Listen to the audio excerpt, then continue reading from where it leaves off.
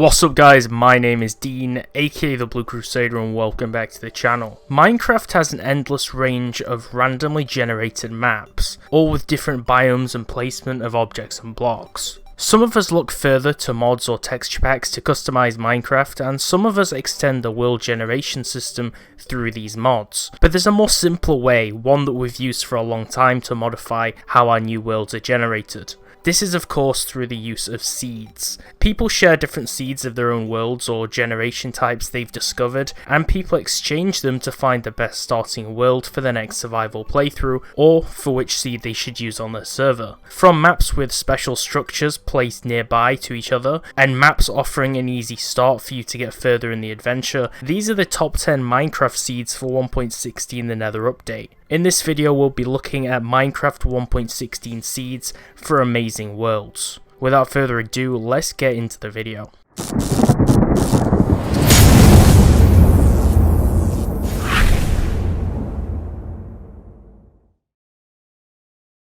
Number 10.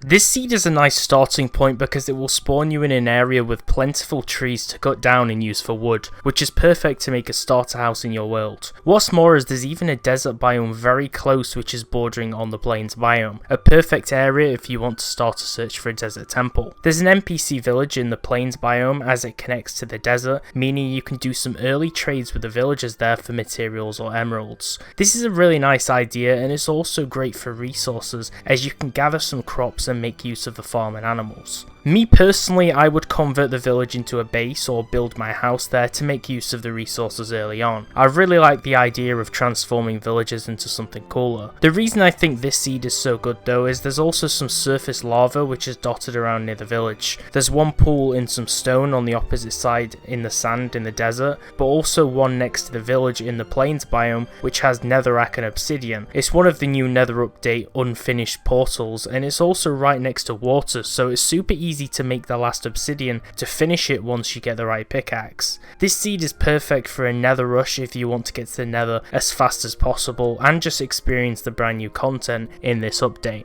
Number 9.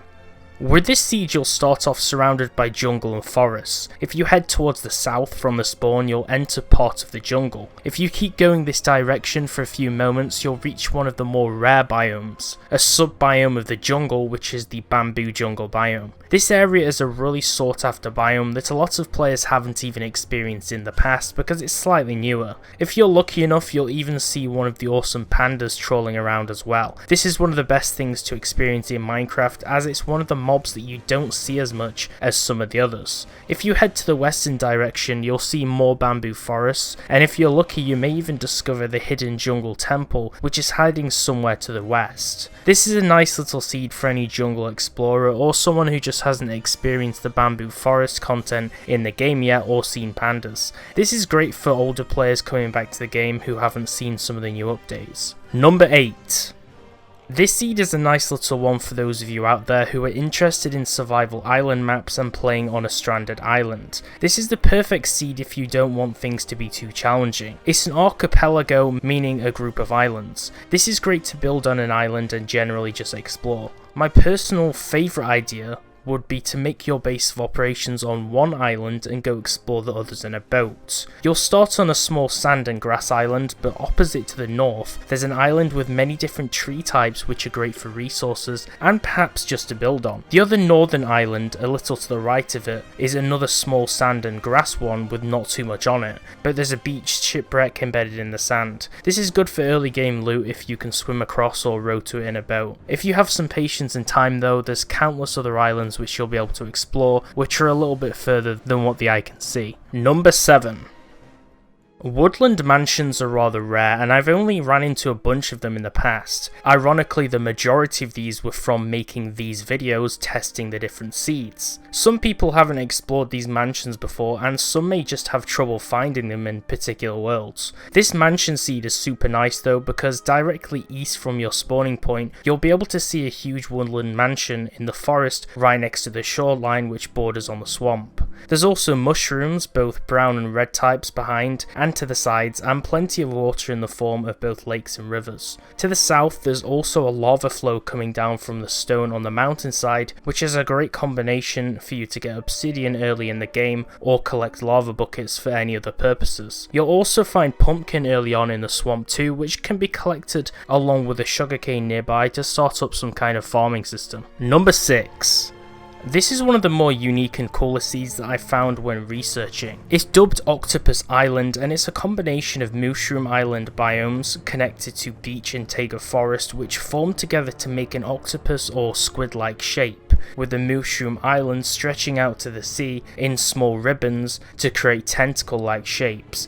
If you go in the sky and zoom out and look down on it, you'll see what I mean. In the forest area there's a well-proportioned ravine that will let you explore and find some early game loot, offering an abundance of ore without the need to dig far down with your pickaxe. Just beware of falling while you're doing this. The ravine doesn't run too deep down, but there's plentiful ores, mainly just iron ore down there, although there's also some mossy cobblestones scattered around nearby. Perhaps this indicates that there's a dungeon underground or some stronghold somewhere nearby, but I'm not entirely sure. This just adds more to the mystery, and it's another further reason to explore this seed by yourself. Number 5.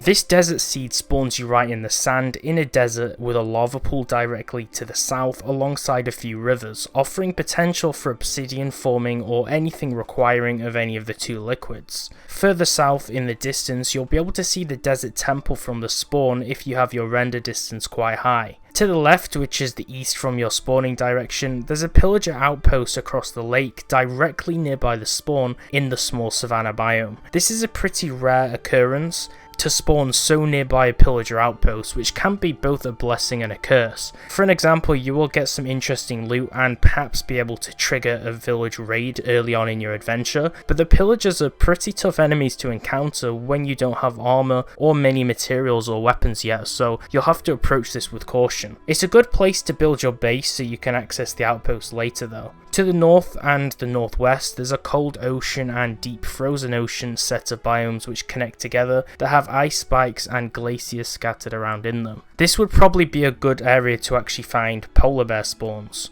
You'll see shipwrecks further to the north underwater too, but perhaps the most interesting thing is the half-built nether portal frame which floats on a plane of netherrack just off the shoreline in the ocean. A perfect spot to get to the nether super fast too. This is an all-round convenient seed with multiple points of interest that's just worth trying out. Number 4. If you want to explore the Badlands and Mesa biomes in Minecraft and adventure through a rocky wasteland, then this seed may be a good idea for you to use. This is because upon spawning you're surrounded by Mesa biomes, all with abandoned mineshafts and rails in caves and underground, with dips and caverns stretching down. If you face to the northern direction, instantly upon spawning, which is right next to you, you'll see a village which is just a basic plains village, but it's moderately sized with a blacksmith and enough villagers like farmers and some good crops and trees to start you off. To the west and southwest in the forest though, you'll be able to see a collection of mushrooms to collect to make mushroom stew, which is an easy food source, and you can also use this to create your own mushroom farms in your village. There's even a submerged abandoned mineshaft in the plains village itself. Some of it's visible from the surface that goes underground with tracks. Heading further west will bring you to giant mountains and more forests for gathering wood from different tree types. It's perfect to upgrade and transform a village and then explore the many offerings nearby. Number 3.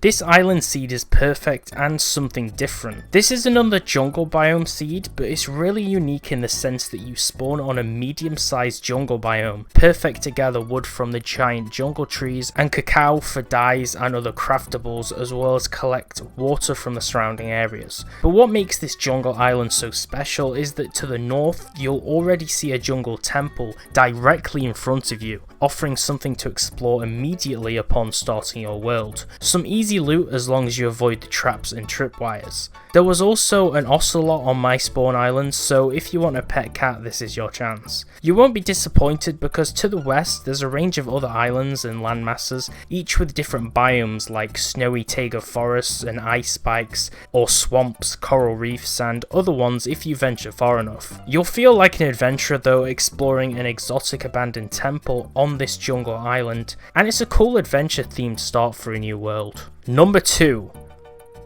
This is another jumble of biomes all connected to each other in mysterious ways. Upon spawning, you can see a distant savanna island to the south with many trees, offering something to venture out to when you're bored. You'll spawn in a plains biome with a forest right next to it. There's a lot of wildlife on the plains island you spawn on, and around the village you'll see horses wandering outside, and sometimes a cat or two in or outside the village as well. You'll see it when you pan your vision to the north. Immediately in your proximity there will be the Plains village. This village is super unique because it borders on a mushroom island biome and connects into it, meaning some of the village paths connect to the island and some of the huts and buildings are on the mushroom island too, where you'll occasionally spot some of the villagers walking over there to hang out with the cows. To the west, immediately next to it, is another huge savanna biome for easy woodcutting opportunities, and the plentiful mushrooms nearby will be useful for food and crafting early on, perhaps even to make a mushroom base if that's what interests you. Number 1.